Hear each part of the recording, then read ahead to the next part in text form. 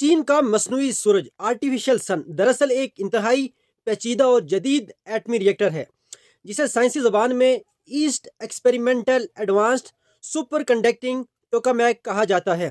یہ ری ایکٹر چین کے شہر ہیفائی میں واقع ہے۔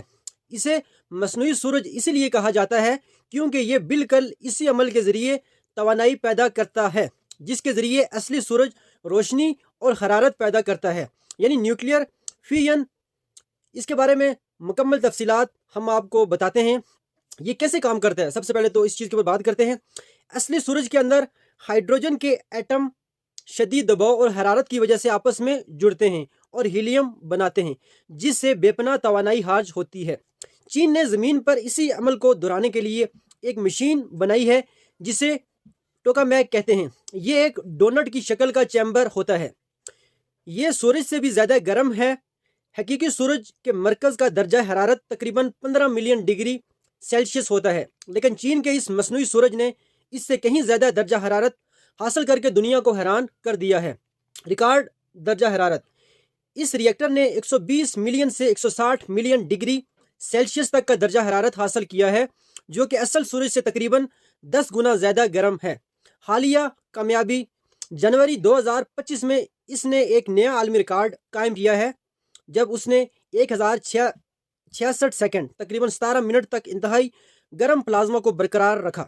اسے کنٹرول کیسے کیا جاتا ہے؟ اسے اتنی زیادہ گرمی کو کسی عام برتن یا دیہات میں نہیں رکھا جا سکتا کیونکہ وہ پگھل جائے گی، اس لیے چین نے سپر کنڈکٹنگ میگنیٹس استعمال کیے ہیں۔ یہ طاقتور مقناطیس گرم گیس پلازما کو ری ایکٹر کی دیواروں سے دور ہوا میں معلق رکھتے ہیں تاکہ وہ دیواروں کو چھو کر انہیں تباہ نہ کرے۔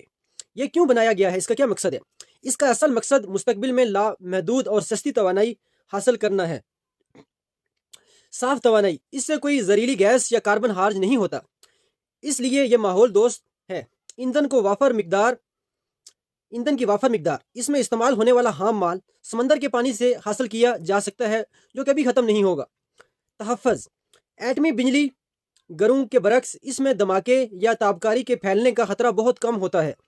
اس پر کتنی لاگت آئی؟ اس پر چائنا کے کتنے پیسے لگے؟ اس منصوبے پر چین اب تک اربوں ڈالر خرچ کر چکا ہے اور اس میں ہزاروں سائنسدان دن رات کام کر رہے ہیں۔ یہ محض ایک چینی منصوبہ نہیں بلکہ چین اس کے ذریعے عالمی فیژن پروجیکٹ میں بھی اہم کردار ادا کر رہا ہے۔ کیا یہ بجلی پیدا کر رہا ہے؟ فی الحال یہ صرف ایک تجرباتی ری ایکٹر ہے۔ سائنسدانوں کا ہدف یہ ہے کہ وہ اس عمل کو گھنٹوں اور دنوں تک مستحکم رکھ سکیں۔ امید کی جا رہی ہے کہ 2050 تک چین اس ٹیکنالوجی کے ذریعے کمرشل سطح پر بجلی بنانا شروع کر دے گا۔ دلچسپ حقیقت، اگر چین اس ٹیکنالوجی کو مکمل طور پر قابو کر لیتا ہے تو دنیا سے بجلی کا بحران ہمیشہ کے لیے ختم ہو سکتا ہے، کیونکہ ایک کپ سمندری پانی سے اتنی توانائی حاصل کی جا سکے گی جو کہیں ٹن کوئلے کے برابر ہوگی۔